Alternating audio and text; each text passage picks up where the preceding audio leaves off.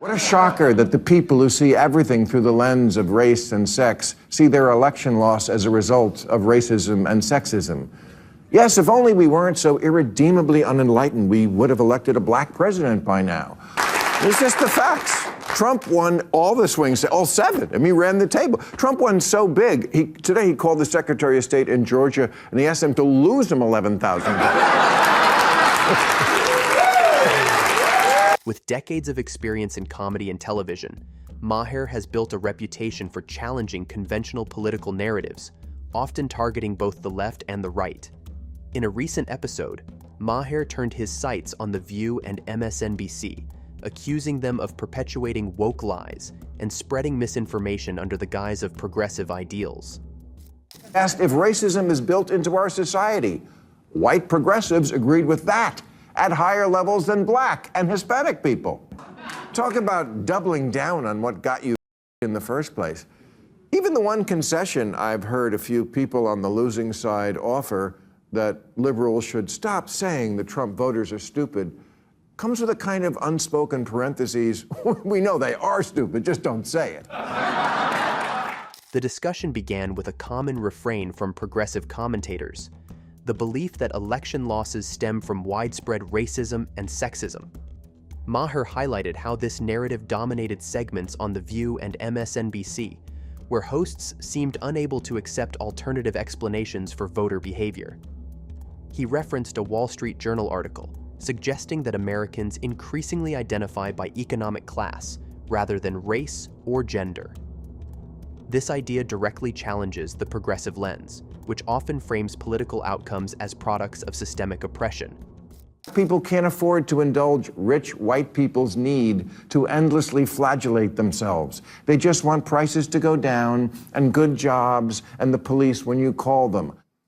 Well, if he's right, then why didn't people vote for the former prosecutor who actually had policy plans to help the working class?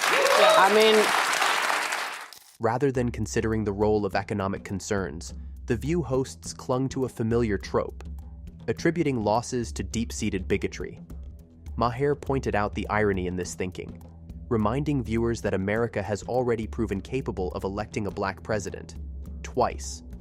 However, such historical achievements seem conveniently ignored in favor of divisive rhetoric that paints the country as irredeemably racist and sexist. Again, I got my popcorn. I don't know why people did what they did. I see all these reasons, and so, okay, time will tell. But what do y'all think? I just, I know that as a country, it's very difficult for people to believe that racism and misogyny, they're just alive and well. A message to the losers: losers, look in the mirror. No? Well, maybe you should. Sorry. Well, that's my feeling. Losers, look in the mirror, okay?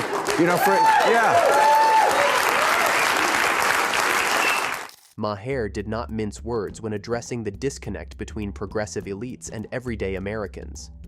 He criticized commentators like Sunny Hostin for suggesting that racism and misogyny remain dominant forces in American society. While acknowledging the existence of these issues, Maher argued that economic struggles and practical concerns, such as inflation, job security, and public safety, play a far more significant role in shaping voter decisions. He did better, like in every demographic. The exit poll said he grabbed 52% of white women. He also got their votes.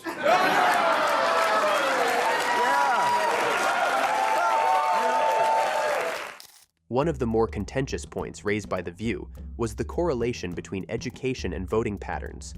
Sunny Hostin argued that voters with college degrees are more likely to align with progressive candidates, implying that higher education equates to greater intelligence or moral superiority. Maher dismantled this claim, calling it an elitist assumption that ignores the diverse motivations behind people's choices. Yeah, I got bad news for you. They don't have a monopoly on stupid. You wear Queers for Palestine t-shirts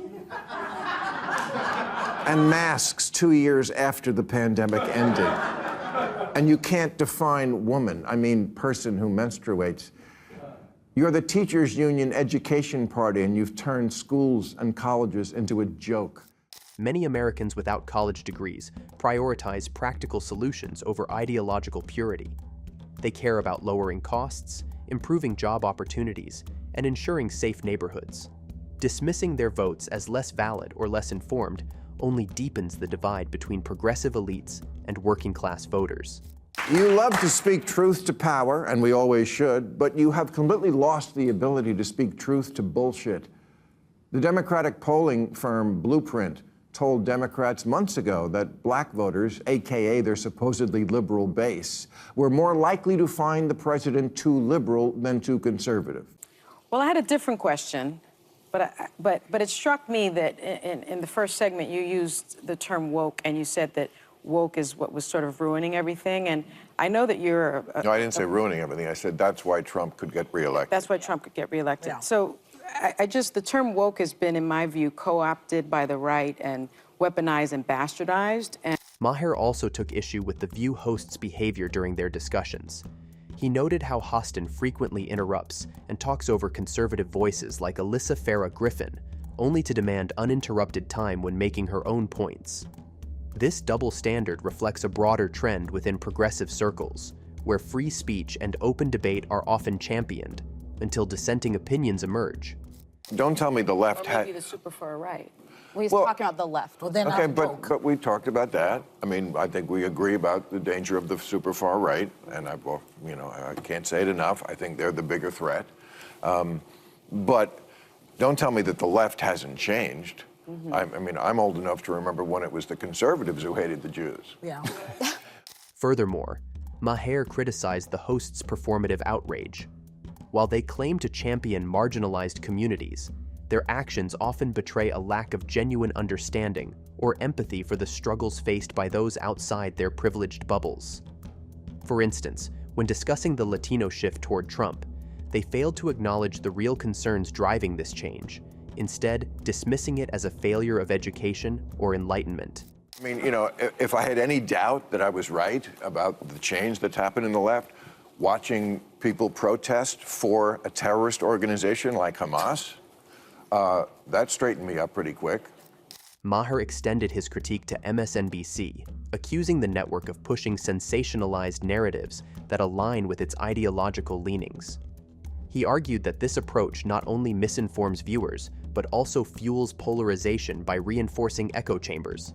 For example, MSNBC's coverage often focuses on extreme interpretations of events, painting Republicans as uniformly racist or misogynistic. This oversimplification ignores the nuanced realities of American politics and alienates potential allies who might share common goals.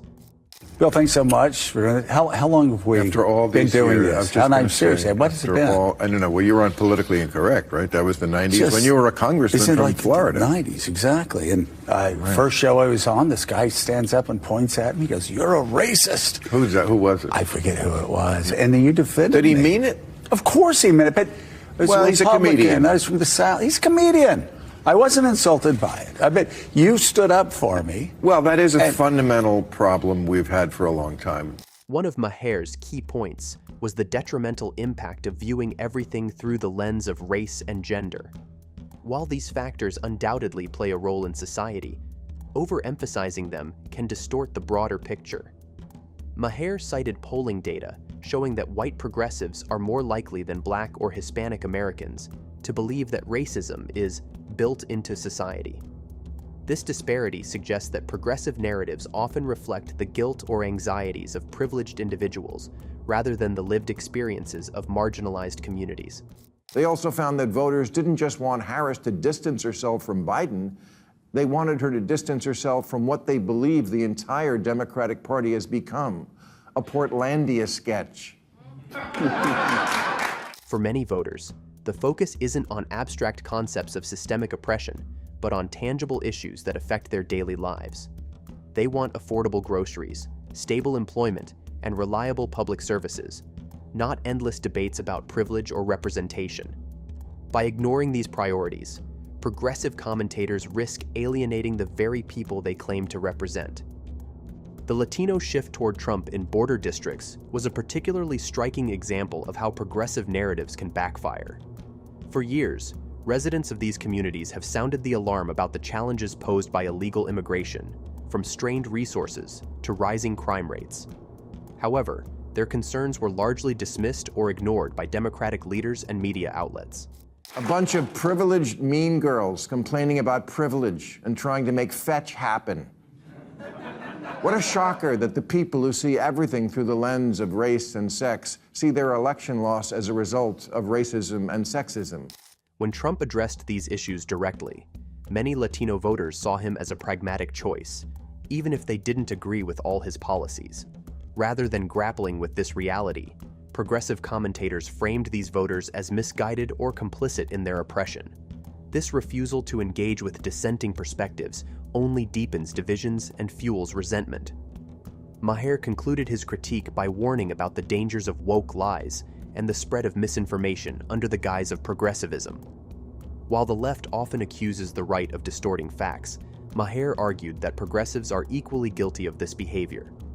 From exaggerated claims about voter suppression to misleading narratives about systemic racism, these distortions undermine trust in the media and fuel cynicism among the public.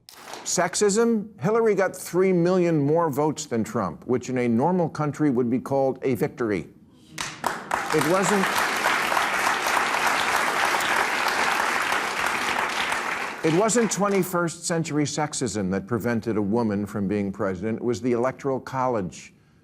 Democrats run for office as if the voters don't live here, as if they don't go to the grocery store and Starbucks and the office, but they do. They live here.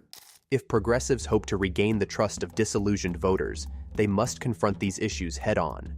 This means prioritizing honesty over ideology, engaging with diverse perspectives, and addressing the practical concerns of everyday Americans.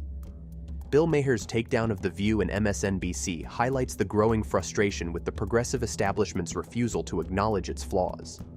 By clinging to divisive narratives and dismissing dissenting voices, these outlets risk alienating the very people they seek to represent. They just want prices to go down and good jobs and the police when you call them. Black people, they're just like us.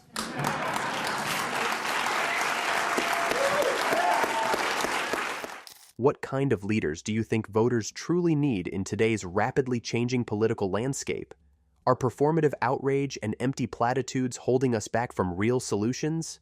And do you believe progressives can rise to meet this challenge? Share your thoughts in the comments. Don't forget to like and subscribe so we can have more honest conversations about the issues that matter most.